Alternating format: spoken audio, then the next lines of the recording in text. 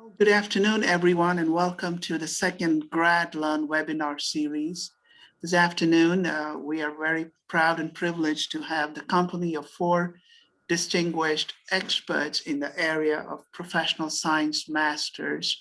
And in alphabetical order, I'll introduce first Dr. Tim Bourne. He is the Associate Dean of the Patmos College of Engineering and Computing at Grand Valley State University, and Dr. Bourne is the immediate past president of the National Professional Science Masters Association. Joining with him and moderating for the first 40 minutes or so is Dr. Gerald Grunfeld. He's the Dean of the College of Life Sciences at Thomas Jefferson University, and he's the current president of NPSMA. The third individual in alphabetical order is Dr. Scott Hernez, who is the Vice Provost for Research and Dean of the Graduate School at Montclair State University and has previously served as president of NPSMA. Finally, Dr. Linda Strasberg is a professor emerita and the founding director of the University of Connecticut PSM program in applied genomics. She has worked very closely with the NPSMA in her capacities as Vice President for Publications and as a consultant in the position of Director of Strategic Initiatives. And I'm deeply grateful to these four individuals who have spent a lot of time planning for this webinar and providing us with evidence-based practices to promote innovation and excellence in graduate education, one of the goals of the GRADLEARN series. So I'll now yield to Dean Gerald Grunfeld to run the show and moderate, and I'll take over at an opportune time. Thank you all very much. Well, thanks so very much, Ranjit, for the introduction. On behalf of all my colleagues, the NPSMA and our board of directors, I want to thank everybody gathered today for the opportunity to share with you information on professional science masters. We're very proud to represent the organization, which has grown from over the years, as we'll talk about, as an initial outgrowth of the National Council of Graduate Schools partnership with the Sloan Foundation, and now has become a broad national movement that, as Ranjit said, promotes the growth and development of STEM master's programs, especially with regard to the professional development of our students to complement their basic knowledge and technical skill sets to really prepare them for their future careers. And we'll hear much more about that from our colleagues. And what we'd like to do is spend the first few minutes walking you through some key aspects of PSM programs, and then open up the floor for questions and answers, and happy to engage in discussion. So maybe we'll start out with a very general question to describe for you what a PSM program is and in what ways it might differ from a traditional master's program. And I'll ask my colleague, Tim, to give us some background. Thanks, Jerry. I'm going to share my screen here quick a minute because I have a slide that will work for this. And this slide was actually stolen. Can you see the slide, I hope? Mm-hmm. Was actually stolen from an article that Linda wrote a couple of years ago, and my colleague Anirudh Chowdhury put it together, and it nicely outlines kind of the differences between a PSM program and a traditional master's program. And so, but before I go into that, I just want to very briefly say, before taking my current role, I spent 5 years coordinating the PSM programs here at Grand Valley. So I'm very familiar with what it takes to run them. And Grand Valley itself is a university of about 23,000 students. It's a regional comprehensive master's level university. So I think there's a lot in common with Western Kentucky. But basically, the differences between a PSM and a STEM master's, and we can sort of separate them into four categories. So first, the disciplinary and interdisciplinary knowledge. In PSM, we really want the interdisciplinary aspect of things, and in particular, we like to have we like to have not only a deep scientific content, as much as possible a broad scientific content. Whereas in a traditional STEM master's program, it's often more depth and a little bit less in the breadth. So that's one generalization of the differences between the two. Secondly comes in professional competencies. And so in a PSM program, we want our students to regularly interact with employers. We have, for all PSM programs, the requirement that they have an industry advisory board that meets at least once a year, and preferably that industry advisory board gets a chance to meet with the students at some point in time as well. And we have students that work on diverse teams, primarily through our coursework, but also through the internship or the experiential component as well. They get put on diverse teams. Whereas in a more traditional master's program, there usually is not an advisory board that comes from the industry. Usually our students will work with a faculty member in a research lab and will have less exposure to employers. And so the emphasis in the PSM is more on getting in touch with companies and getting in touch with employers. We also have this foundational and transferable skills, which we call our plus courses. So all of our programs have to have a deep science content, but we also want them to learn other skills that are going to be very applicable to the workplace. So things like communication skills, written and oral, leadership skills, teamwork skills. A lot of our programs will have project management modules or courses that our students take. Depending upon what the program is in, there may be a course in regulatory management for various things. And we try to make sure that our students get experience communicating with non-scientists, because we know that when they go out and work in a company, they'll be working with highly intelligent people who know nothing that they do as far as the science content, and they have to be able to explain what they're working on and the relevance of that to people who have a business degree who are going to be making decisions. And so we want to really work on that non-technical communication. So in a traditional master's program, you often don't have those same plus courses, or if you do, they're electives for students rather than requirements for students. And then lastly, from the research component, in a PSM program, we have a required experience that is practical in nature. So an internship, a co-op, a capstone that involves a project from a company, those sorts of things. So we want this to be, if at all possible, workplace based. And if it can't be in the workplace, we want it to come from the workplace for the students to work on. So they're doing things that actually matter to companies. And we like to have internship mentors then that come from the workplace rather than from the academic institution. And of course, that's going to be a little bit different from a research master's, where it really is about working on a research project under the guidance of a faculty member. So that's a quick summary of kind of the differences between a PSM program versus a more traditional master's program. Well, thanks very much, Tim, for that initial background. And central to much of what you said, you made reference to plus courses, and people are always interested in learning more about that. So Linda, can you give us a little more background on plus courses and how they fit into the PSM curriculum? Sure can. I'm going to share my screen here in a minute. If my computer will. Oh, you know what? This happens every time, huh?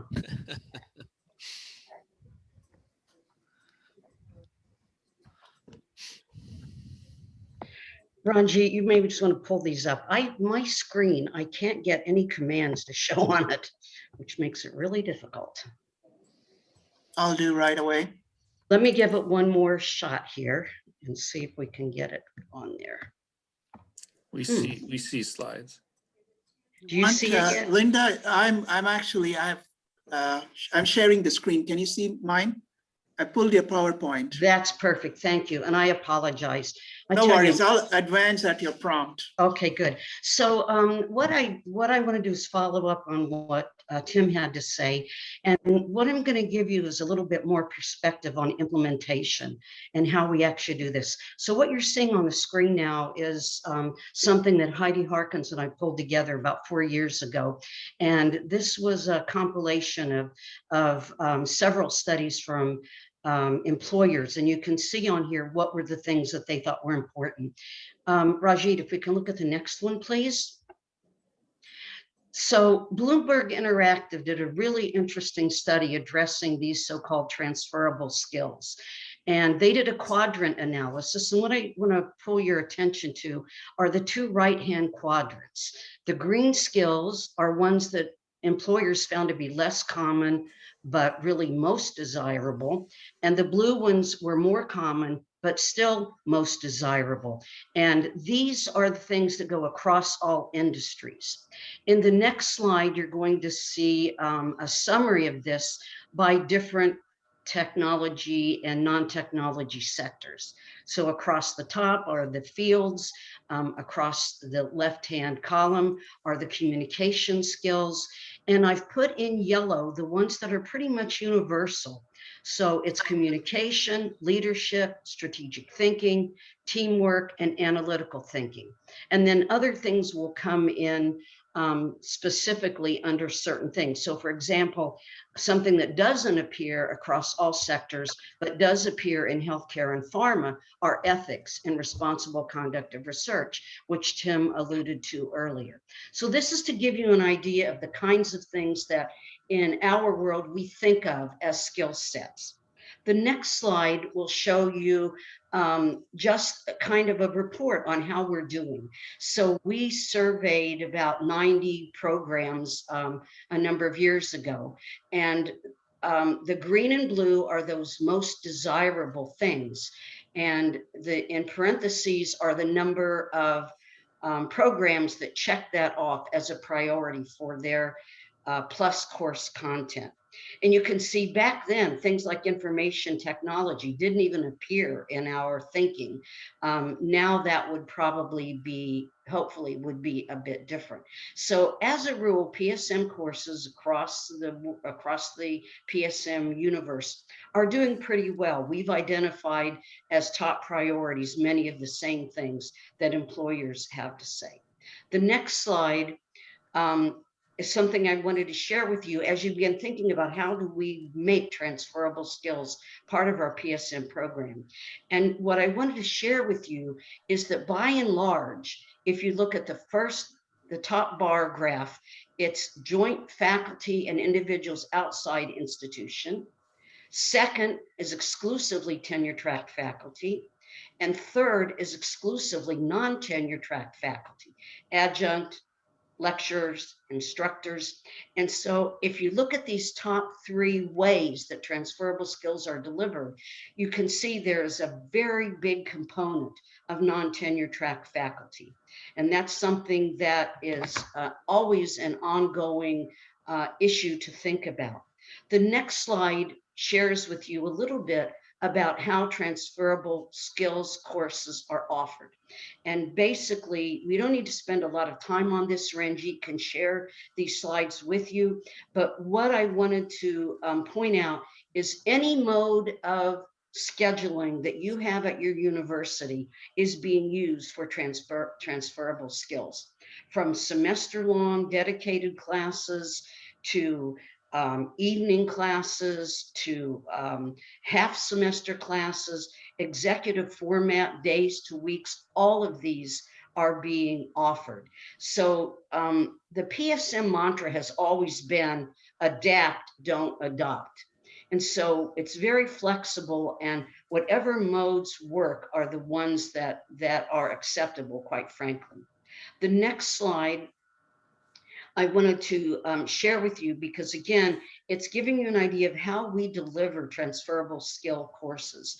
And this is a little bit outdated, and I suspect it will be different after the pandemic when we adopted much more virtual. And that's something we need to survey our folks about. But most of them at the time we did this survey were resident. And the next was hybrid resident online. And then a relatively large group of them were exclusively online, even 4 or 5 years ago before the pandemic. So again, the flexibility here is for all kinds of things.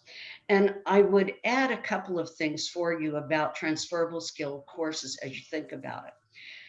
Often they are integrated into the didactic disciplinary classes, but often they are standalone. And this is particularly true for things like communication skills. And often They're done within the PSM program, and they're shared among different programs. So we found that if a communication skills course was offered, it was shared among all the PSM programs when there were multiple ones. So developing some of these standalone courses can be a very fruitful exercise because they can be shared. And then the last slide simply gives you the reference for where this information came from. And our website, professionalsciencemasters.org, has a great deal of useful information in it. And I also wanted to share with you that our annual workshop and conference, which we are cautiously optimistic will be in person in Tampa, Florida this coming November, will be touching on a lot of these topics, and might be very useful for people to think about coming. So that's really, I just want to give you an overview of how flexible the transferable skills offerings are. Some places use business school classes, some places use communication department classes. The vast majority of PSM programs design their own very specifically for the professional science masters. And thank you for the invitation to be here, and thank those of you who are participating. Well, thank you very much, Linda. And as everyone can see, there are these particular attributes of a PSM program. And I'm sure in our Q&A, there'll be some discussion on the one hand of how one might establish a new program with these attributes. On the other hand, in parallel, how can one take an existing more traditional STEM program and work to build in these attributes? So with that latter thought primarily in mind at first, I'd like to turn to Scott Hurness. Scott, can you tell us a bit about how we might reimagine an existing program and building in these attributes? Thanks, Jerry. So Tim and Linda have really done a great job setting the foundation for what a PSM program looks like and what a very important component of a PSM program, the plus courses and the variety of those things. So I wanted to talk a little bit about how could we take an existing program and fit it into the PSM model, which Tim has told you about the PSM model. So it's good, it might be good to start by saying, well, what is the PSM model, and then doing backwards design, you know, to get there. And I've always liked this analogy that has gone on over the years in the PSM movement of talking about the T-shaped individual. And I think that's a really informative one, particularly when you want to talk about how to transform an existing program into a PSM program. So what is a T-shaped individual? So, you know, if any of you have done assessment, you know, it's what do you want your student to be able to know and be able to do when they graduate from your program. So that we think of the T-shaped individual as a graduate of the PSM program, who of course has that deep disciplinary knowledge in their field, right? So that is the vertical line of the T, but they also have these broad skills, as Tim had mentioned, sort of the interdisciplinary broad-based skills in their discipline, in their science, but importantly, these professional developments skills that are in the plus courses that allow them to be a team member, to jump into the workforce and be able to begin right away. You know, we've talked to employers over the years, and what they say is, you know, you give us really great graduates, and I'm not talking about PSM now, but you give us really great graduates, but the frustrating thing for us is we have to spend 6 months training them, you know, how to work in our environment. And if they only had some of those skills when they graduate, it would help us so much. And so that's really what the PSM is all about. So how do you add those things to your existing program so that you can create this T-shaped graduate? And really the part about that, I'm so happy that Linda had shown the diversity of these courses, because it's not a one size fits all. It's not a one size fits all.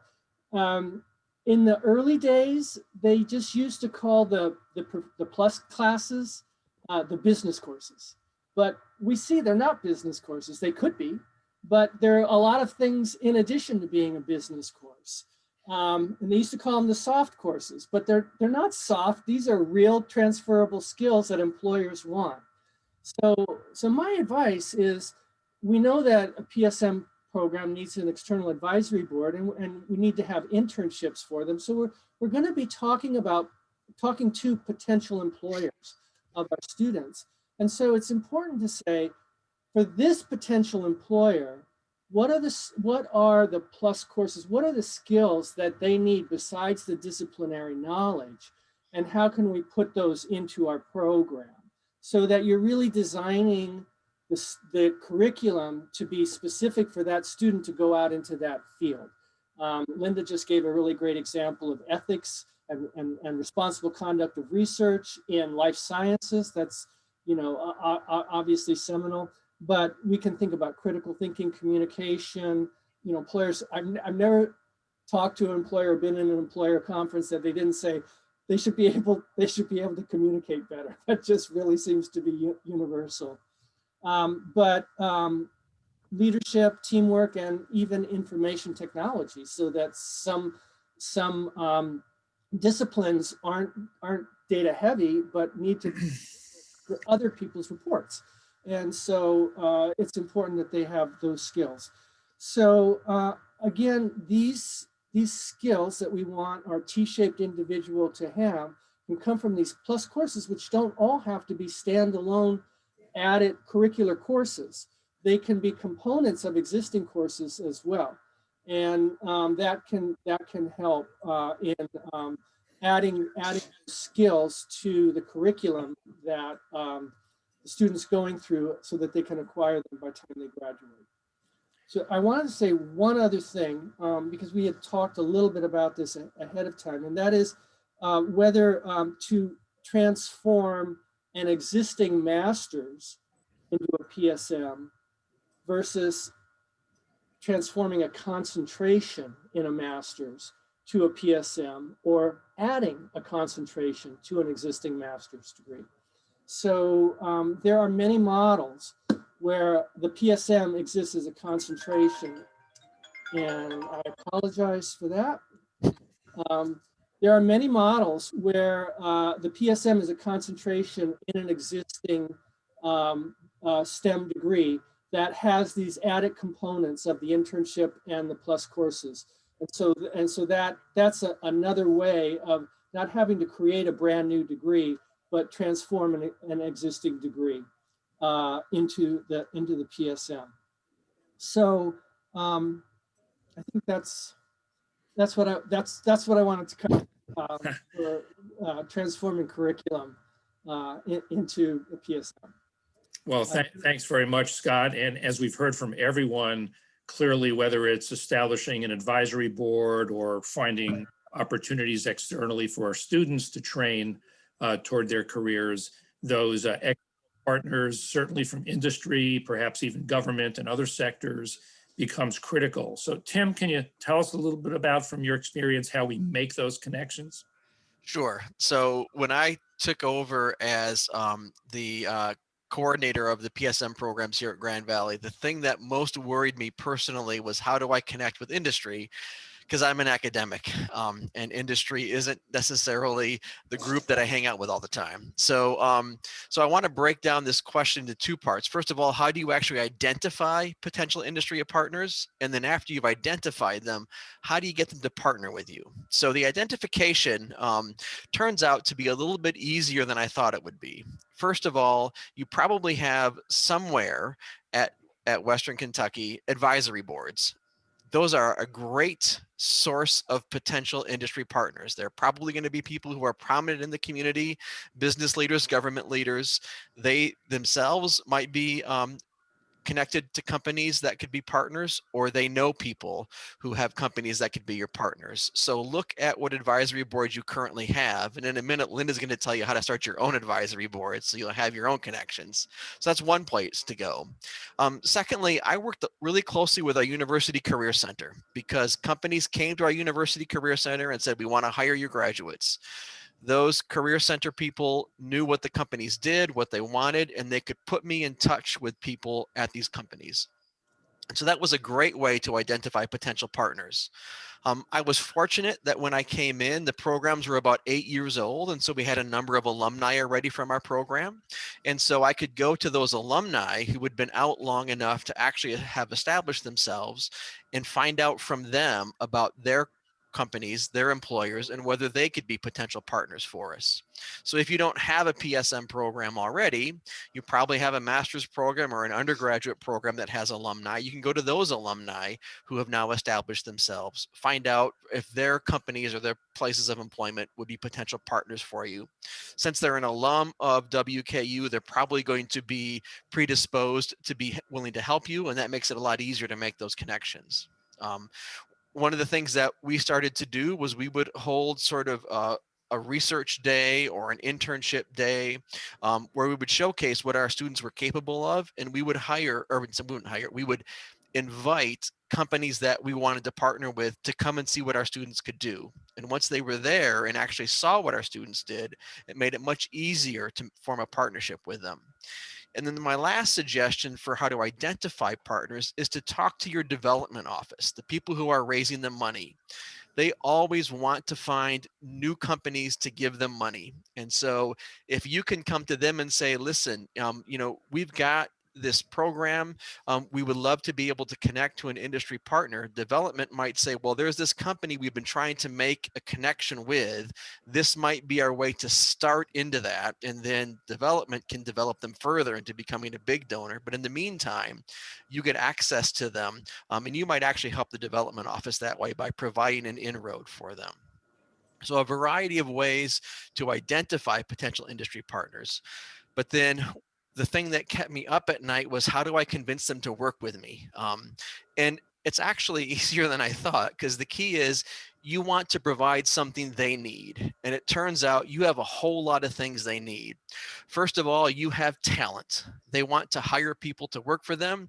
You've got this supply of talent, new people who come in every single year. And so you have something that they need. And additionally, if they're going to do internships at that company, you provide those students to that company for a period of, in the case of Grand Valley, we have them do 400 hours of work with them. At that point in time, they're already fully functioning employees. And so when they graduate, they're hired immediately. And as Scott said, they don't have that 6 months time to ramp up. They're already going full bore for those people, so for those companies. So you have talent. You also have access to knowledge. So you have young people who think differently than old people, and young people, the way that they think differently sometimes annoys us to no end, but often it's actually very useful and beneficial. These young people know all about the latest technologies, all the things that are being used right now, and so they can bring this new knowledge into a company. The students also have direct access to your faculty who have expertise that the companies themselves don't have. And so these students are a great source of a conduit to information that you have already at the university.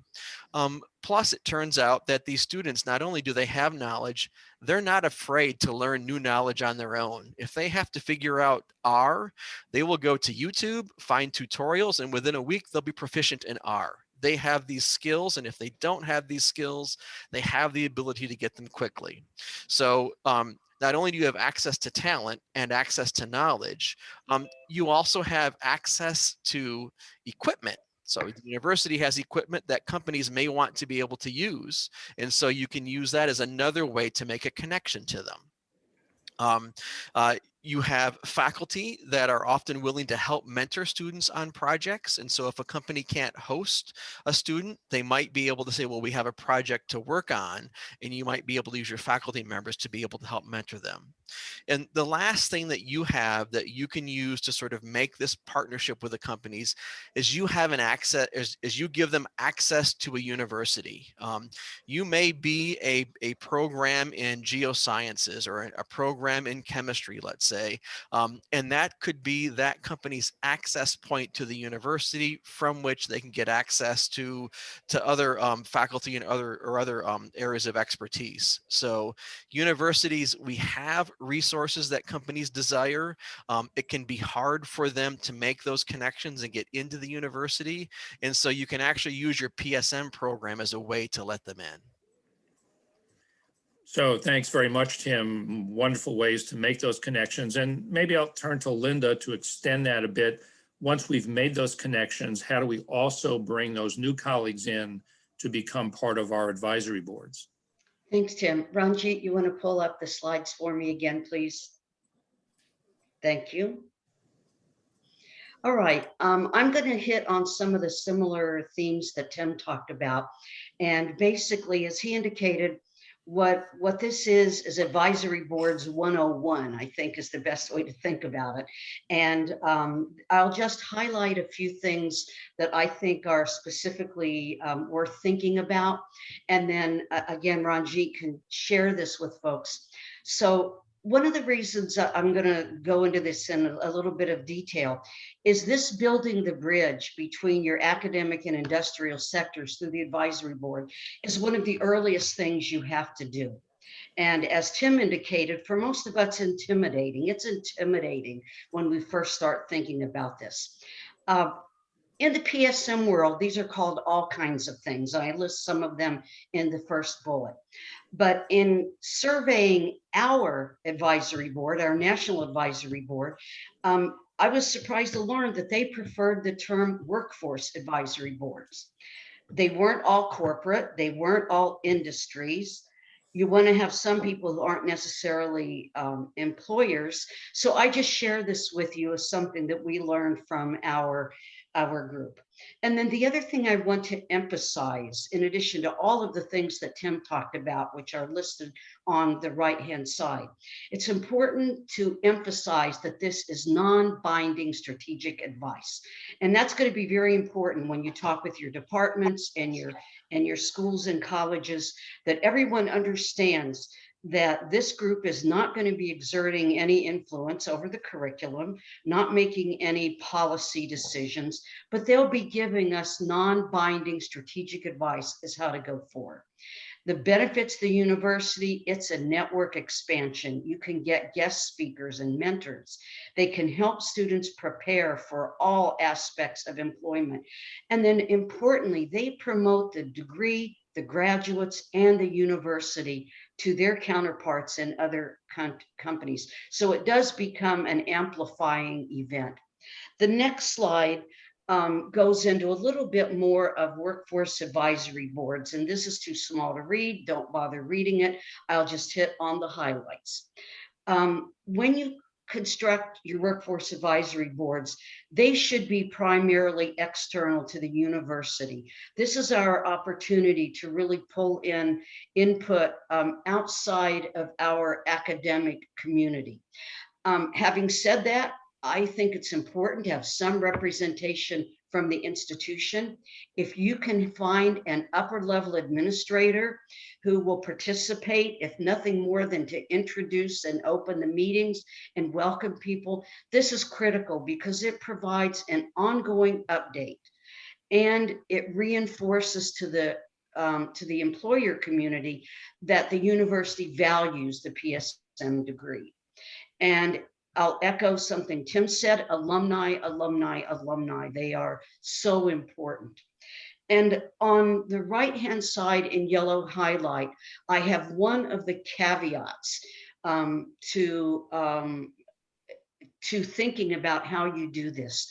And that is, be aware, if you aren't already, become aware of university guidelines, because some universities have restrictions on outreach and how you can approach external partnerships. And so you want to, from the beginning, be very sensitive to that, check in with those folks, make sure you're doing it. At the bottom of this right-hand side is something I think will be useful to you. We need to educate employers about the PSM. It's not a well-known degree. And 2 members of our Workforce Advisory Council wrote a spectacular letter to other employers about why they should have involvement with the PSM. And if you're struggling with ways to connect to that community, I would refer you to this letter. It's been really valuable in reaching out to employers. In the next slide, I want to say a little bit about what you think about when you create your advisory board. It should be broad, inclusive, and diverse. Your students are that way, and it's useful for them. It's helpful for them for us to model that stuff. And diversity includes a lot of things: the employment sector, the size of the country, the company, the geographical footprint. And then I wanted to share another thing with you. I think one of the things that sometimes happens when we start thinking about putting together this workforce advisory board is that we begin thinking, oh, we need to get the CEO, we need to get the COO, we need to get the president or the vice president. And what I would say to you, particularly when you're starting the programs, finding a person who has the commitment and the time and a passion to engage with students and programs is more important than any company position. And sometimes that may just be at the scientist level. So Tim did a very good job about talking about where we find these people, and the obvious place is companies and businesses. But I wanted to call your attention to a couple of things that we don't often think about. First of all, think about small businesses. Small businesses have limited resources, and they can benefit tremendously from interacting with programs and students. Think about nonprofits, state or federal laboratories and agencies. These are really great. Most states or regions have workforce and labor agencies. They're really good. Trade associations like, Connecticut had a trade association for biotechnology. They had another one for engineering. They had another one for advanced manufacturing. Those trade associations were really valuable to us because they amplified our message. And when we needed political support, either within or outside of the university, these trade associations were fabulous. And so we had another one, Connecticut United for Research Excellence, which was a big advocate. And you can usually find a true believer in those organizations. And then, as Tim said, build on your pre-existing university relationships. In the next slide, I want to talk about how to approach potential board members. And this is a little bit more of a step-by-step, but it echoes the same thing that Tim talked about. And again, because getting an advisory board and some folks from that sector of workforce online is going to be one of the first things you're going to want to do. So first of all, you use those contacts that Tim explained to you how to get. Reach out to them by email, set up a phone call. At that call, you discuss the position, you gauge their interest, and then you follow that with a thoughtful and informative email invitation. And what do I mean by that? I mean, it should be a formal invitation on letterhead that the workforce advisory member, the potential member, can use when they're talking with their superiors about why they should involve. Specify that it's a volunteer activity. Have a very concise explanation of the roles and responsibility, and then specify a term. Most of these we found were 2 or 3 years, and they overlap. Then something that's really important that we often don't think about doing is project the number of meetings over the next 12 to 24 months. And in doing this, be respectful of the board members' time. Let them know whether it's going to be in person or virtual, or in person and virtual. And then, ask them to please reply in writing if they accept your invitation. So this is just kind of fleshing out how we can do this. And much of this was developed in consultation with our Workforce Advisory Council, the national one. The next slide deals a little bit more with how you might want to think about these things. In surveying programs, we found most had 7 to 15 members. Some have a lot less. Some have only 3 to 5 when they start out. We found that across the PSM world, the program directors pretty much planned and implemented the meetings, even if they were not the formal chair. And this follows from the fact that workforce advisory members are busy people just like we are. So set a meeting time, a succinct agenda, stick to them. Focus on a small number of issues. Any advanced information you send should be well organized, really short, and it should not require the member to go to a bunch of websites and read a bunch of extra stuff. It should be pretty self-contained. We found that the most successful meetings seem to be focused on a few very focused questions that we were going to ask the board to discuss, and they could then think about those in advance and come prepared. Then from our partners, one thing they were very high on was that you should conclude every meeting with a set of action items, and there should be some measurable goals or activities, and that provides both direction to the board and an agenda for the next meeting. And I cannot stress you enough how many folks from industry said that it was important to them that they felt that their meetings were productive. And so you record notes. They can be very formal. In my case, they were very informal. They would be one page and they would just say, these are what we discussed. This was the consensus. This is what we'll work on for the next time. So they don't have to be like a faculty senate set of notes, or God forbid, a departmental set of notes, but they can be an ongoing record. The next slide is something I want to share because most of you are in the early planning stages, either of starting a new program or of onboarding some existing programs.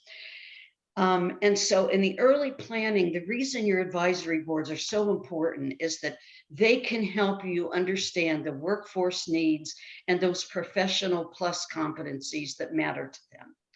They can help you advocate at university and state approval levels, and also they can help you build student recruitment ideas. Many of them will have connections with other universities and can put you in touch with undergraduate advisors who might want to send their students to a PSM. And also, many of them may have employees who want to upgrade their content. The advisory board evolves, and I have on the lower part what sort of the next step is, but that's beyond what we need to think about. I just wanted you to have it there so you could see that there's a rollover very quickly in what they do. The next slide is advice I want to share with you from a workforce advisory board member. And this was Dan Kalifatis, who was involved with PSM programs at Northern Arizona for many, many years. And these were the things that he put into perspective in a way that we couldn't as on the academic side. So the first thing is, he said that from an industry or a corporate vantage point, that people volunteer to try to make a difference in the world. And he said that we should be providing information to support this belief. Remind them that they're part of a much longer PSM workforce initiative and they can change people's lives. He also said, basically, people want to work, people want to do these things, but you need to share with them exactly what you want them to do and why they are valuable to you for this particular role. And then the polite way of saying this is to re-report those members who are adding value. That's like a polite way of saying, drop those people who are not adding value, not participating. And then Dan reminded us that volunteering is supposed to be fun and rewarding. And he said the kinds of things he enjoyed was receptions with students. He appreciated, as Tim said, invitation to attend events that include students and alumni, like presentation days and social events. And very importantly, we need to share students' success stories. It rewards the members to know that they're part of the goal that's generating these career-ready professionals. And I would say to you, you may not have PSM students now that you can share stories with, but our association, the NPSMA, has a publication, the PSM Graduation, Alumni and Graduation Chronicle, which features what some of our alumni are doing across the country. That might be a wonderful thing to share with some of the prospective board members because they can see what's down the road. And I think that's really a problem. Then Dan also reminded us that it's a very common misconception that people expect financial consideration. He said the vast majority of people he knows simply are looking to be a part of something, and they love being connected to students. They love being connected to universities. So he said, really, all you need to do is just do the things that are above this list and say thank you. And I wanted to end with this because I think that this is a perspective that is so valuable as we go about trying to figure out how do we convince people to join us. So thank you for your attention, and I apologize for that rather lengthy and detailed set of information. Well, thanks very much, Linda, for that critical information. And right before we move to Q&A, and we try to tie this all together, you're probably thinking, well, how do we make this all work? Whether you're forming a new program or modifying an existing program. And the key, of course, one key is institutional support. So for our last point before Q&A, let me turn to Scott Herness and ask, Scott, in your experience, how do we build institutional support for a PSM program? So that's a good question, and maybe it is also a good question to conclude this part of our discussion. But before I get to that question, I want to just underscore something that Linda kind of concluded with, because I just want to say that that's been my experience as well. When we're thinking about creating industry partners, we're thinking about what we have to give them. Talented graduates that can quickly move into their industry, their business. But think about it too from the other way around. Industry wants to partner with higher education. We think of what we have to give them, but they live in sort of their own world, which is the business and industry world, and often don't have opportunities to have partnerships with universities and colleges, and that's a plus for them in many ways. And so in my experience, it has been. So I just wanted to emphasize that point. Now, I will just use that as a segue for institutional support to talk about that we are providing highly talented graduates that can go into the workforce. So what should the institutional support? It should come from the top. First of all, the president and the provost. And I'll make that connection. WKU is a public institution. Most of my experience in academia has been at public institutions, and never before have public institutions been asked to be so accountable. And accountable in terms of where do your graduates go? Do they get jobs? Can they get jobs that can incur the financial debt that they've incurred as a student? So as a public institution, we are to be driving the economy of our local area with our graduates. And I am confident that that's happening in Kentucky. In New Jersey, I can tell you that our governor has, in his innovative economy plan, has set up all kinds of ways that we can partner industry with universities and colleges in order to drive the economy. So your president and provost are being asked these questions of where are your graduates going, and are they getting good careers? And so that's part of the university's mission. So president and the provost, particularly the provost as the chief academic officer, should be saying that we value professional science masters, that we are providing graduates who are professionally developed to go into the workforce. And I understand that WKU is not a doctorally granting institution in Kentucky. And so you're going to be doing that at the master's level. And so having that statement from the top that this is what the institution wants to do, it wants to be able to create graduates who are ready to go into the workforce, and the PSM is one of the avenues that it's going to use to accomplish that goal. It's really invaluable to have that statement from the president, from the provost. And it helps to align everybody on campus, even if it's not explicitly written in your strategic plan. It helps to align faculty to say, oh, this is what the university's direction is, this is what we're doing.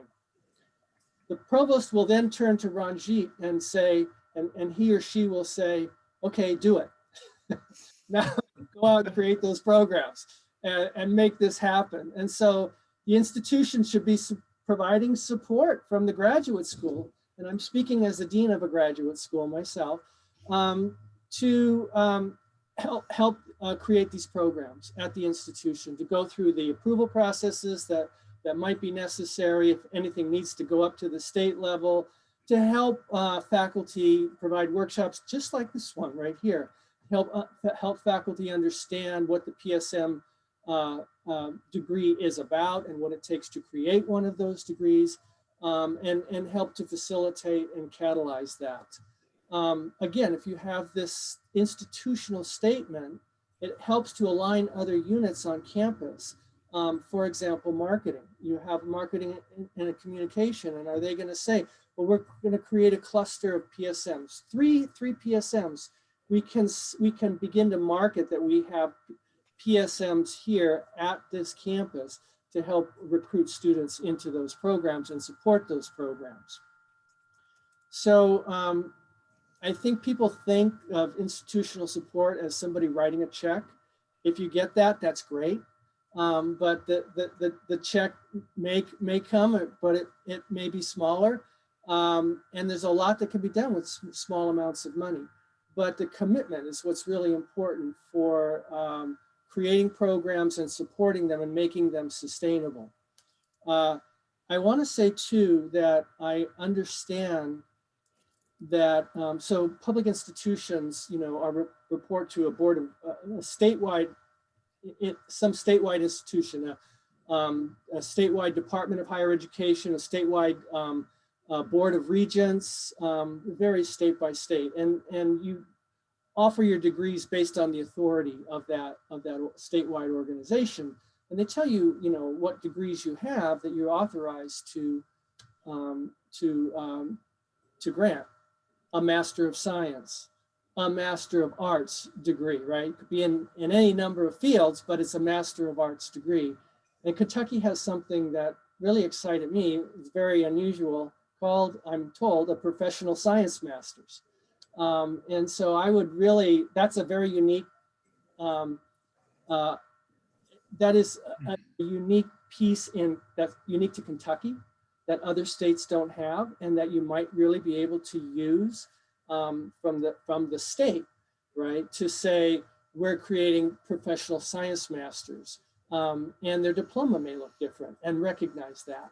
And that would be one other piece that the institution and the state can do to help support the movements.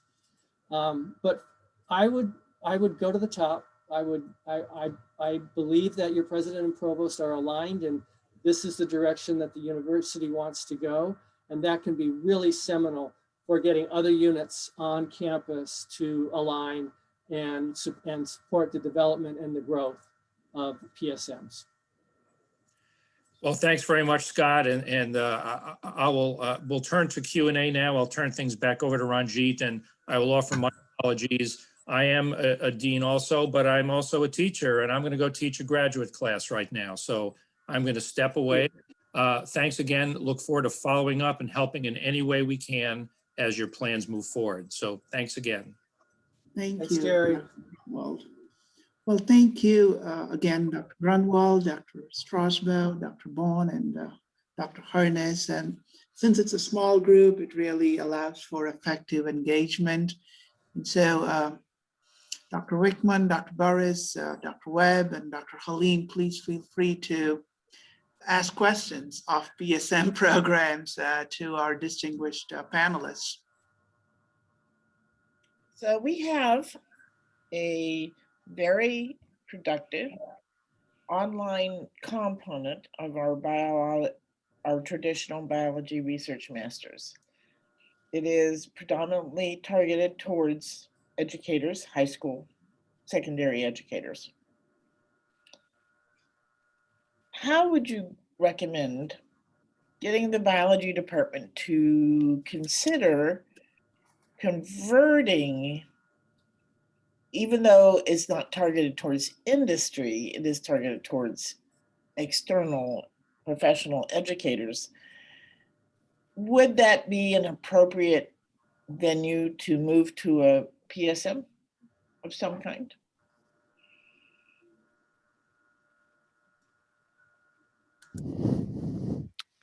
So if I, oh, go ahead, ahead. Linda. I was going to just jump in and say that's a question that has been discussed off and on, quite frankly, for a number of years. And I think what it comes down to in the end is that the majority of the courses have to be discipline specific at the graduate level. And I think so. I should preface this by saying that I had 3 teachers come through my PSM in applied genomics, and we never really directed it toward teachers or educators, but the content was such that they realized it would really help them in their teaching. So I think the challenge is to make sure that the majority of the courses are in STEM fields, and to figure out what kinds of extra courses are you going to have, and I think that's going to be the challenge. I do have a question for you. Do faculty in your biology department conduct research projects? Yes. Okay, well, then I'm going to tell you one way that I sold this to my faculty at UConn. And it was a hard sell. I'm going to be clear about it because there's a bias that if it's got the word professional in it is somehow lesser than. But one of the faculty who was most active in my program made a really interesting comment to me. She said that PSM students were more likely to be productive in research than the standard research track, either master's or PhD level students, because the first 2 years of that latter group is spent doing an awful lot of other things. They might be teaching assistants. They may have a very, heavy course load. The PSM students are very much interested in gaining some research experience. In my experience across the board, they're interested in that.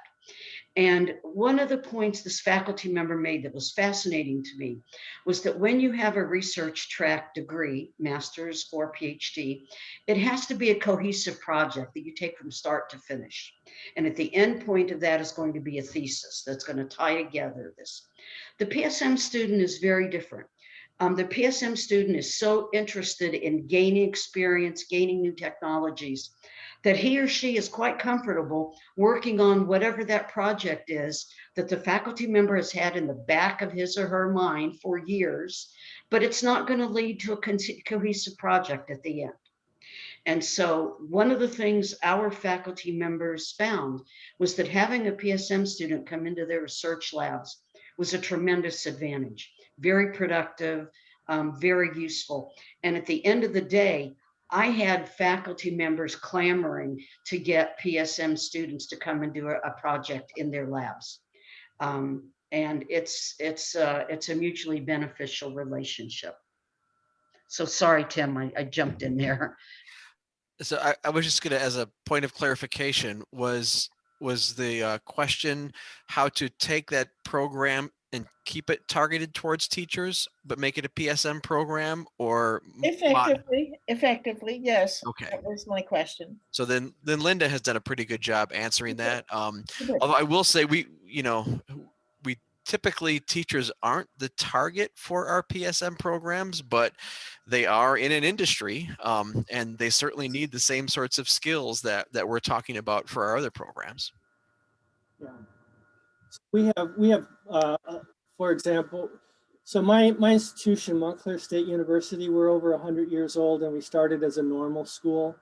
And so we have had, you know, a large history of being a teacher's college up until the 1930s when we started developing as a university. So we have programs, so we have a large college of education. We have programs like Masters of Applied Teaching, where it's the math program, it's the math master's program, the math Masters of Science, and they just have two concentrations in there.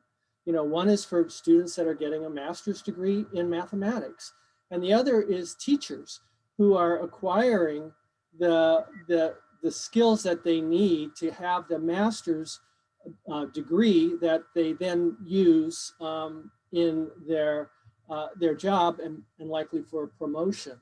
And so, as I said earlier, PSM can easily fit as a concentration within an established master's program, can give it the deep disciplinary knowledge that a PSM looks for, like all of the strong math courses in the math education, as well as the other curriculum that might be more particular towards developing a teacher.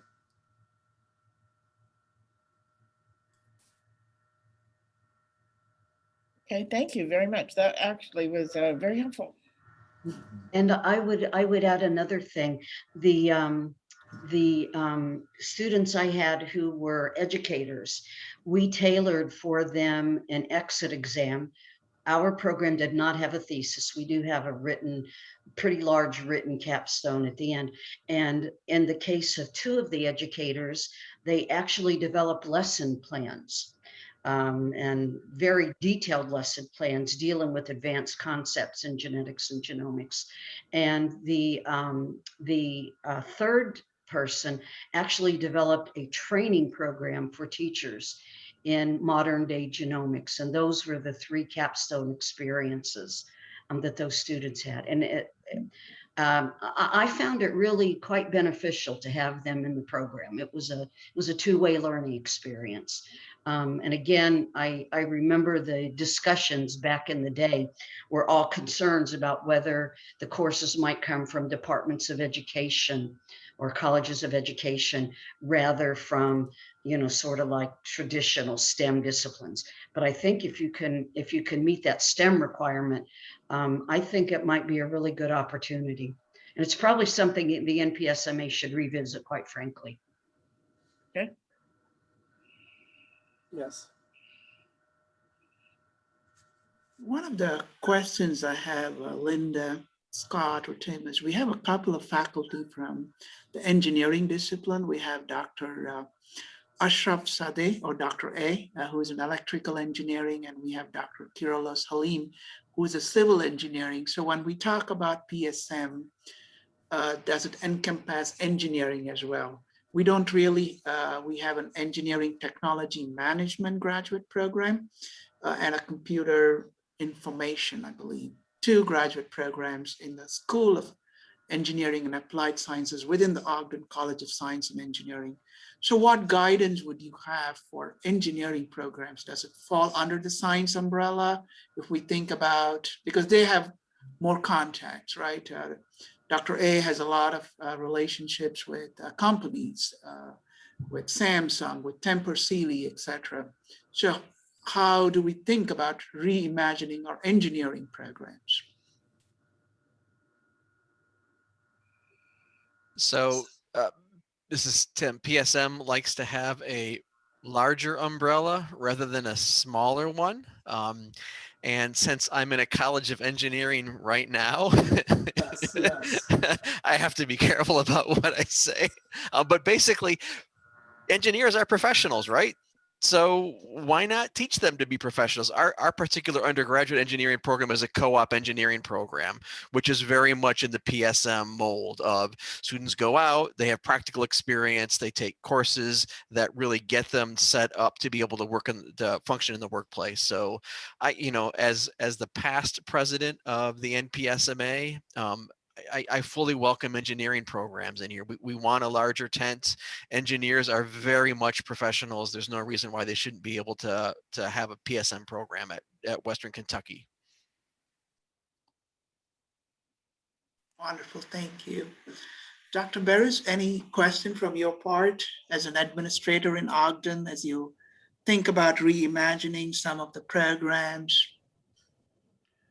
I was just thinking about other places in the college like engineering, like you brought up, for where we could fit these in. I was thumbing through the graduate catalog, looking at what is currently there and trying to see what would lend itself, and then also taking a look at the options in the business college to see where we could maybe find a partnership. They have an MBA, a professional MBA program as well, and so there might be some opportunities for synergy there with some of their parts of their program. I saw Dana was on here earlier, but she dropped off. Looked like she was in her car. So, but I don't really have any direct questions for right now. Just trying to explore what the possibilities are. I'm glad to see Eric's here from chemistry. I think that's one of the places where this could come to great utility, as well as biology, like Dr. Webb was talking about. So, absolutely. You raise a good point. Dr. Dana Cosby is the graduate program coordinator for the MBA program, and there are opportunities for some of these business-like courses, leadership, etc., that are already existing, right? You're not necessarily, you don't have to create a new course and find new faculty and try to hire a new faculty. So there is synergy between some courses in the Gordon Ford College of Business. There is interest. Dr. Burris from the cybersecurity and Dr. Ray Blankenship could not join with us. He did visit with Dr. Hernes and earlier on to explore cybersecurity as one option for a PSM. It's among the fastest growing master's program. It's a niche program that can have all the programmatic elements, the STEM elements, and then the plus courses could be drawn from the Potter College of Arts and Letters, where we have the Department of Communication, or from the business program where we have finance, economics, or even from the College of Education and Behavioral Sciences, where we have an organizational leadership courses. So there are opportunities to use existing courses from Gordon Ford, Potter College, and the College of Education to fill in the plus courses, right? So just a comment about business school. So I think they are a great source of faculty to teach these plus courses. They know things that our students will need to know to be quality professionals. In the two institutions that I have been at, as a faculty member or program director, it has been extremely difficult to make inroads in our business college. So should you work with the business college, I would recommend that you work through your administrators at the dean's level to make those connections. Once you do that, it's extremely fruitful, but I have had difficulty as a faculty member or program director getting responses to emails or phone calls until my dean got involved in that. You raise a very important point, Dr. Bourne. I'm a co-PI of a National Science Foundation Graduate Research Traineeship Grant, NRT. So it is in its final year and we'll have a no-cost extension. So in our NRT program, we have as a mandatory requirement our NRT fellows to take at least 2 courses that are non-STEM. We call it micro tracks, and we actually went to the then MBA coordinator and also the associate dean and the dean of the business school to get their blessings, because one of their concerns was what if too many non-MBA students take the courses because because of accreditation purposes, they would like to limit the non-MBA students. Thankfully, that was not a problem that had, but it's very important that sometimes they do resist students from other colleges enrolling in their courses. So it is good to have the highest level of administration support before we incorporate those courses as those plus courses. That point is well taken. Dr. A, I see your camera is on. Do you have any questions for our distinguished panelists? Sure. No, thank you, Dr. Kudali, for this arrangement. I apologize because I have another meeting. I joined at 4 p.m. This is very helpful for me. The question that I have, and perhaps you have for sure answered it, is the thesis component. That is for engineering master, whether that is that we can have it or not. I think I have heard from you, Dr. Kudali, that this is can exist, and it encompasses those thesis option also. Just a little elaboration on that one for myself would be very helpful. If I can jump in here, because this was a big discussion in the PSM world for quite some time. So some programs do require a thesis. I would say, and Tim and Scott can check me on this, but I would say the vast majority of them do not require a formal thesis. They require a written capstone report or project. Many of the ones my students have done look like a thesis. And I'll share with you why at Connecticut we did not go this thesis route. One of the first things we talked with our external advisory board about was whether we should require a thesis. And what surprised me, it really surprised me, was that to a person, they did not care whether there was a thesis or not. What they cared about was that the student had participated in some kind of experiential learning, was involved in all phases of the experiential learning, could write something up about it that was, well done, and more importantly, could talk about it, especially to non-specialists.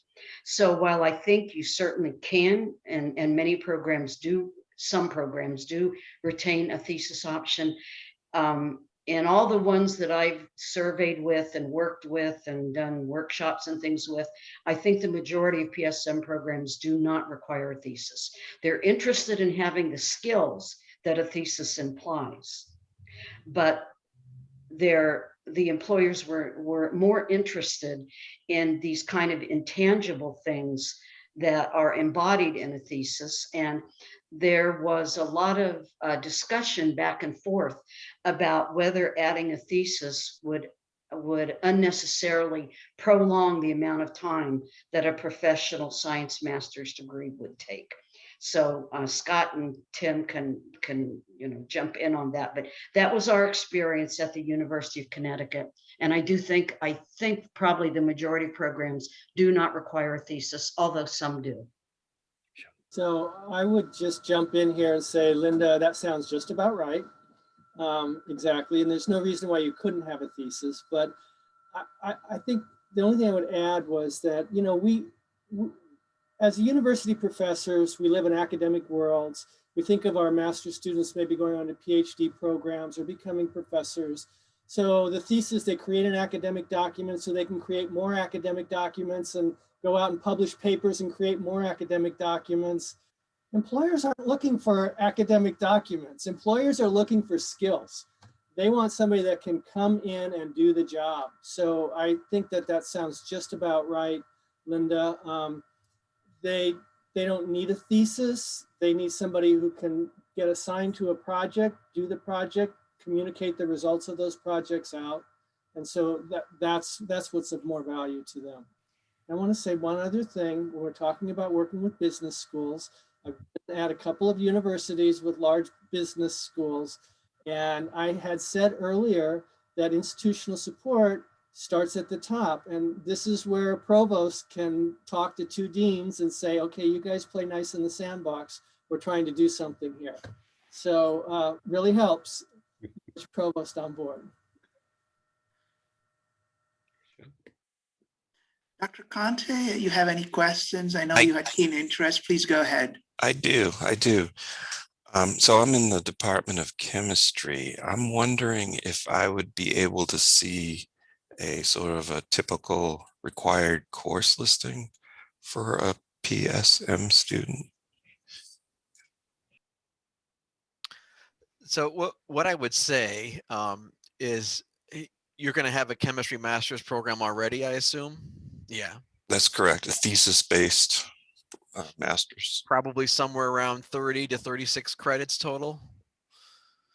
Yes. So what a typical PSM program in chemistry would look very similar to what you have right now. But you might take out one or two of your elective courses and replace them with courses that are the plus type courses, unless you can get those skills built into your existing chemistry courses. And then typically the thesis research credits are replaced with some internship or capstone or those sorts of credits. As Linda has mentioned, the PSM degree is a science degree, so we don't want to remove large amounts of chemistry. And I was in a chemistry department for a number of years, and I know what would happen if I tried to remove chemistry courses from our master's program. That would never get to my faculty. But you can take an elective or two, make that into a plus course requirement, and then the thesis then becomes more of the internship or the capstone project. It's relatively simple to do, I think. Thank you. That was quite informative. Thank you. And one I'd of like the- I'd Go like to ahead. emphasize something Tim said, if I may, and that was he made an important part, which is that in many, if not all PSM programs, the experiential learning is considered as a plus component. And so when you're thinking about how you're going to convert, let's say, a chemistry degree to, let's say, a PSM, if you add an experiential learning requirement, at the University of Connecticut, we had a cover-all course called Directed Studies that would cover internship. It was a 3-credit course. And so that experiential learning 3-credit course became part of the transferable skills, because in that experiential learning, you can go down the checklist of all the things people are going to learn. They're going to learn teamwork. They're going to learn how to communicate and work in a very diverse team. So I think one of the things I neglected to say, but Tim thankfully reminded us, that experiential learning is actually part of the transferable skills training. And so that softens the blow a little bit when you're trying to figure out, well, how do I come up with, sort of a meaningful amount of transferable skills courses. And there are chemistry PSM programs. If you go to professionalsciencemasters.org, there's something called a program locator. Here it is, Linda. I'll guide you. Oh, good. Okay. So if you go to professionalsciencemasters.org, there's a program locator, and you can just put in chemistry and it will show you some of the ones that are there. And those would be a good place to start, Eric, to figure out, if I may call you Eric, that would be a good place to start to see what some of those programs are built like. So Eric, Thank you. Noticed, okay, that actually is very helpful. Have you noticed that when PSMs are implemented at institutions, do the total number of credentials increase, or do the credentials stay more or less steady but shift in response to student interests? So let me jump in with one data point. Here at Grand Valley, we had a biostatistics program, and we had a program in health informatics. So one in statistics, one in computer science. We decided to put in a data science program, and it was going to be half computer science, half statistics. And our biostatistics program really did not want that to happen, because they thought half of their students would be siphoned off into data science. What we found is that biostatistics stayed steady, even increased a couple, and data science exploded. So as long as you do it right, you can actually increase the number of students that you have. Another way to think about it, when I was in a chemistry department, we had a thesis program, and we had a non-thesis track. If you take that non-thesis track and convert it into a PSM program, it actually makes it more attractive to potential students. And that's the way that you can continue to keep your thesis track the same way it is, because you're going to attract the same number of students, and then get access to a new set of students for the PSM track. I want to add something here, and I'm going to kind of point it to Eric, but I'm going to tell Eric, really don't take this personally. But we have a chemistry program with a thesis in it, and we're developing a more PSM-like concentration in the chemistry for exactly the reason that Tim said. We're hoping to grow enrollment in the program. They can keep the thesis option, and we will develop a much more, because a much more well-populated PSM concentration in the chemistry because of our local contacts with biotechnology that are looking for like lab technicians, etc. So Eric, we're not trying to compete with you or take your students away, is my point. We're too far apart. It'll be fine. You'll be able to do yours too. Thank you. I think all of you can see this, right? This is our MS Science program requirement. So you already have, Eric, 18 courses of STEM courses, right? The PSM programs require at least 50% of STEM disciplinary courses. And so you have room here in your 12 credits here. Your thesis writing could be like, for example, a 3-credit project capstone. That is a project, let's say you have a collaboration with USDA, right? It could be a project that is done at a USDA facility, or a project solving a solution or a need or a challenge or an issue of an industry. So you could make a PSM track with, let's say, 3 to 6 credits. These 6 credits could be 2 courses. Let's say one could be communication from the MA in organizational communication. It could be a leadership course, or it could be you could design another course based on all the available instrumentation in the ARTP centers. So you already have the meat of these courses here. You need just some reimagination of these extra courses that could be part of your, so there's no need to hire new instructors.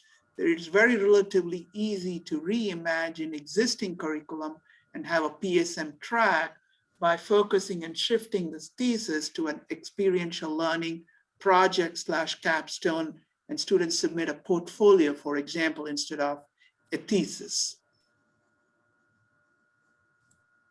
Does that capture, Linda, the kind of way to very quickly reimagine an existing program and reshape some of those other non-STEM courses that is already inbuilt into an existing 32 credit program? Yeah, I would say what he said. Yeah, it's actually, he's that way for me. You know, we also have Dr. Wickman, who is from social sciences. Do you have any question, Dr. Wickman, as a faculty from psychological sciences? Is there opportunity for incorporating social sciences courses or reimagining psychological sciences as a PSM track? Are you aware of Linda? Thank you for asking. We have a variety of courses. I mean, there's some neuroscience stuff, and I teach classes on prejudice and stereotyping, judgment, decision making. So there's a variety of things. I came here mainly to listen. I've seen that there's at least one professional science master's in sociology listed on the PSM site. But I'm just listening. I'm going to have to go back and review what you all said earlier, and I'm hoping you have some ideas on how to incentivize people to support this type of program, because I can see that right now my department's very familiar, very wedded to kind of the traditional take on an apprentice. They learn stuff, they write a thesis, they go on to the hypothetical faculty member position or work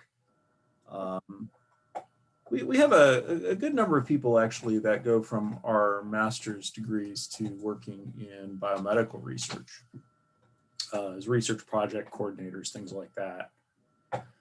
But interesting other people in the department, identifying the kinds of the target jobs that this would prepare students for. There's a lot of issues there. So I'm just mainly here to listen and learn a little bit. So, Aaron, I have a question for you. Yeah. The IO option or track in the psychological sciences doesn't have a thesis. They do have a thesis. They do have a thesis. The IO track has a thesis. Yes, they have a thesis, and it's probably the least. I mean, it's as close to a white paper that you would see in a business as you can get, and still call it a thesis, I think. So it's like a project report. I mean, they're there in terms of having a degree that is well suited for, I think, a PSM. So these are the, Forgive me for not bringing it up. We have some internal organizational structure in our department that just makes me, they're in a different unit, but yeah, I should have thought of them immediately. Yeah, I was going to say that seems like that would be relatively straightforward to at least consider moving towards the PSM. No, this doesn't have to be online, does it? No. Oh, no, no. Okay. Yeah. No, not at all. Yeah. But it has to be, every class has to be Zoomed, just not online, okay? Okay, that sounds perfect. That sounds absolutely perfect. Yes, yeah. I mean, we have quite a few students in our IO concentration. Frankly, we have more students than we can handle the way it is. So, yeah, I'm not sure how to sell it to my colleagues. But I'll go back and watch the beginning of our meeting. I was in class. to Webb, any questions? I want to be mindful of the time of Scott and Tim. Linda is retired in Florida, but still maybe more busier than us. We never know. Retirement has its own way of making people busier, right? Any final questions, thoughts, Kate, to the distinguished panelists? Well, I'm going through my head. There's probably three or four, I think, programs in Ogden that would really lend themselves to adapting to a PSM if the faculty were convinced it was the appropriate thing to do and that it could attract additional students and different types of students to their program. So it's not siphoning from the master's, regular master's research program building the program. Just, I will say, so Scott talked about how you have to have support from above, but if the provost and president tell you to create it and the faculty don't want to, you'll create it and it'll crash and burn. So I think you're right. Absolutely. The faculty have to be the ones who really want to have this too. You have to convince them. I'll also say a word on siphoning, because in the early days of the PSM movement, there was a lot of discussion at universities that were doctoral serving institutions. And they said, well, we don't want to have any PSMs because our students won't go into the doctoral programs. They'll go into the master's programs and get a job and be done. And that turned out to be a complete falsehood. In fact, what it was that it attracted an entirely different type of student, which was a student that, well, first of all, wasn't looking to get a PhD, a student who was looking to get a good job and viewing the PSM venue as a great way to get that recognition that I have the additional skills that it's going to make me more employable. And so it really was bringing in a new kind of type of student into the programs. One of the things, as an administrator, I have a question. We just started the RCM model this year. It's called RAMP. Is there something that we should be mindful, Linda, Scott, or Tim, because, we are going to have courses that existing courses, let's say we are thinking about some PSM programs in Ogden College of Science and Engineering, and we need some courses from Potter College of Arts and Letters, Business School, Education. And this is more like an interdisciplinary master's program in a sense, right? And then there may be these turf wars. And again, coming back to Tim's, you need the highest levels, right? Saying, you guys play nice. This is going to bring new students who would not otherwise think of coming to WKU. But as we are going into this RCM model, is it something we should be mindful of the sensitivities of, and what should I do as a neutral, honest broker between the various deans, if you will? Well, I think, so the RCM model, the previous institution was RCM. My present institution is not RCM. I was at my previous institution when it transitioned from a central budget to an RCM model of the budget. And I was there for quite a bit of time while it was an RCM. RCM is not friendly to interdisciplinarity.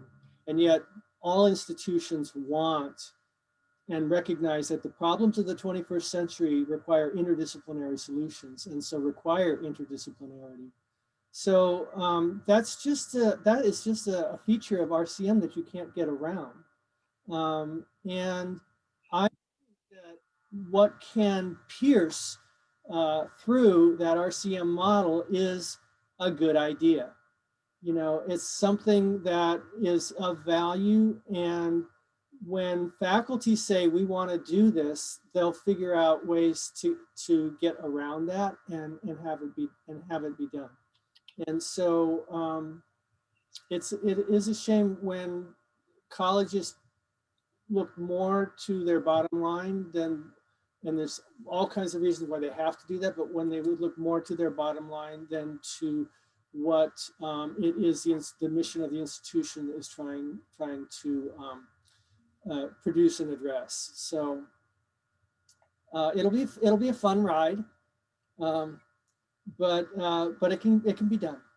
It can be done.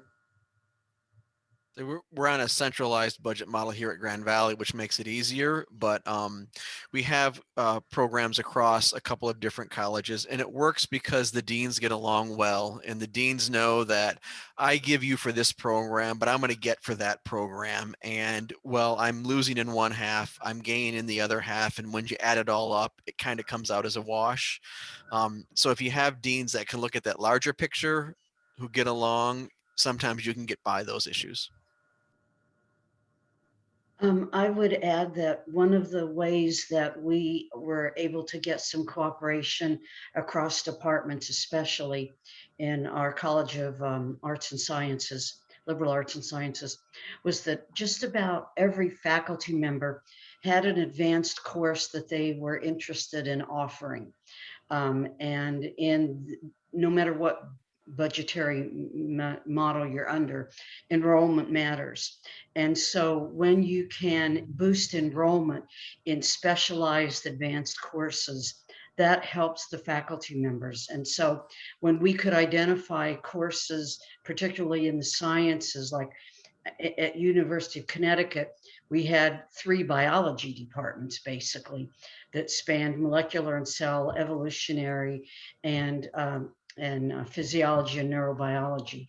And we were able to talk to faculty members and to say, we might be able to have a couple of students who would be interested in enrolling in these advanced specialty topic classes.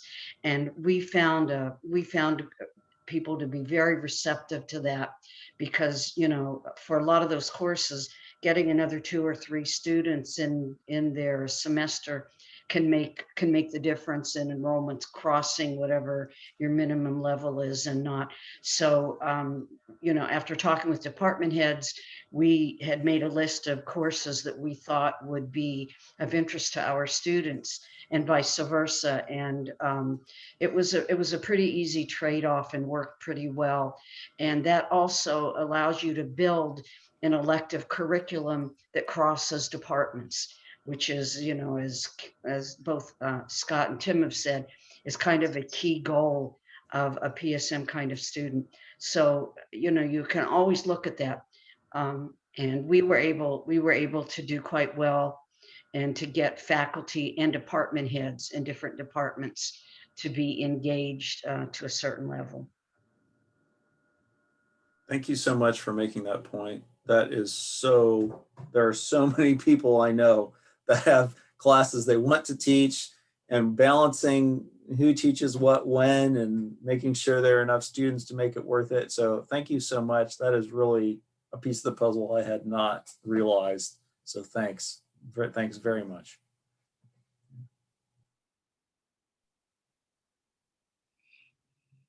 Do we have any further questions for Scott, Linda, or Tim, Stuart, Kate, Aaron, Dr. A, Farhad, Sure. Eric? Dr. Kudari, you are going to send us the recording? Recording, yes, we have recorded, and in addition, some cheat sheets have been shared by Dr. Tim Bourne as well. There are multiple documents. I will probably, Dean Webb, I'll send it to you. You can send it. It's much easier. You can send it to all the Ogden faculty. Yes. You have all the powers instead of multiple emails. So I'll do that, Dr. And A.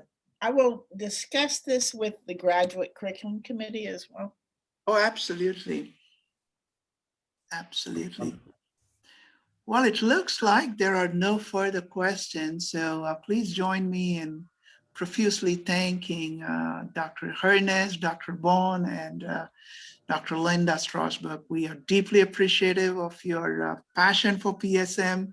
We understand the value, and now is the hard work to convince faculty here to embrace this new kind of master's program for us. We have champions from the president and the provost. I can tell you that. I did bring this information at the president's cabinet, and the president is interested in transforming a center for research and development into an innovation campus. So the PSM is the perfect bridge towards realizing the innovation campus. In fact, we have a grant from the Department of Commerce through the NIST program called the Manufacturing Extension Program, MEPs. And we have the grant is, the program is called Advantage Kentucky Alliance, AKA.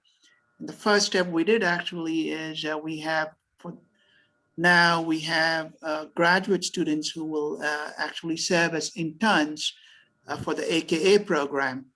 And so it turns out among all the MEPs, we are first in realizing this internship program for our students. And so I think we are setting the stage for building relationships between businesses and industry. Dean Webb is the director of the ARTP, and Dr. A has a number of relationships through his research activities. So I think this PSM will be the bridge, making the connections between WKU and businesses stronger. So with that said, again, I'm deeply grateful to you. Linda, if all goes well, I'll see you in Florida. Rob has invited me for my IDP, so I'll share that as well. And Tim, it's great to see you and have you here. And Scott as well, we met in Savannah 3-4 years ago. And so I'm deeply grateful we are connected still, and your advice and insight is extremely helpful as we think of reimagining our program. So we're deeply grateful. Thank you so much. Thank you for the. Thank you. Bye, everyone. Bye-bye. Bye.